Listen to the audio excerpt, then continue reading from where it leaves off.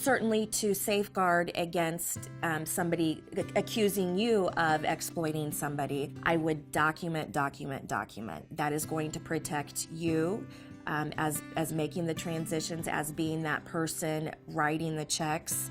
And that is also going to, give a sense of security to that individual that is receiving the care as far as the withdrawals.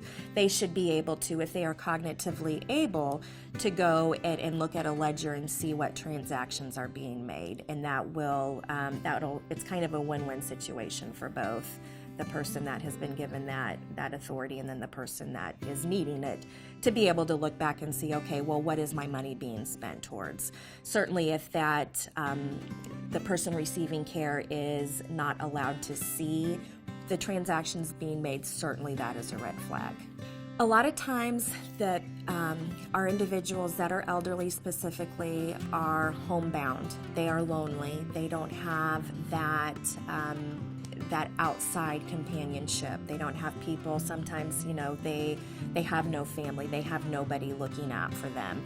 And they tend to make good victims as far as exploitation, because the person that is taking the withdrawals from them knows that there's nobody looking in after them, and they feel that they can get away with it.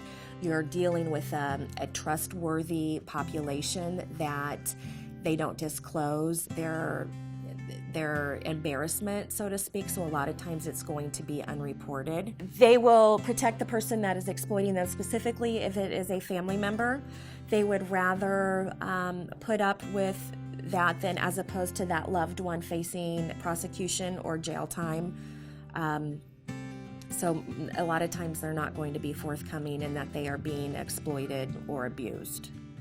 Find out why, if somebody that you feel is being abused and they don't want you to report it on their behalf, there might be an underlying issue as to why they don't want that secret out. Try to get to the underlying issue as to why that is. Maybe it's a cognitive inability to know that the abuse is occurring.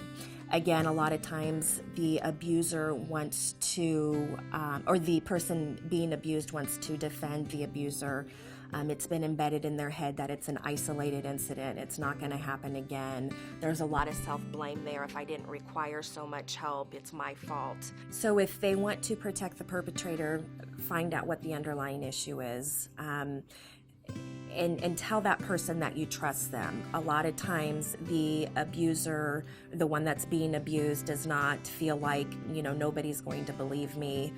And a lot of times they can't defend themselves. So they're going to trust the abuser, the one that's inflicting the pain. But certainly if you are being told that somebody is abused, even though you may not physically be able to see the indicators, trust that person. Know what resources are available. If you directly don't want to be accusatory to the person that your victim is telling you is the one inflicting the abuse or the injury, support networks, groups out there, not to outright be accusatory towards them, but kind of give them examples of how they can receive help, and hopefully they would be willing more so to accept that. If you have an individual that you feel is being abused, neglected, exploited, call Adult Protective Services if you feel that they are an endangered adult. In Indiana, an endangered adult is somebody that is age 18 of age and older and is unable to provide self-adequate care. A lot of times that's going to be contributed to their demented, Alzheimer's, mentally ill, physically disabled, and in addition to that, they are being harmed or threatened with harm of abuse, neglect, self-neglect, and exploitation. If you feel maybe you're not sure if they meet that criteria of an endangered adult, give us a call. If you're it's a gray area, you're not sure necessarily if the person that is being abused is an endangered adult by statute, when in doubt, give Adult Protective Services a call. We're not going to say, hey, this doesn't meet our criteria, sorry. We will in turn direct you to the people that are most appropriate.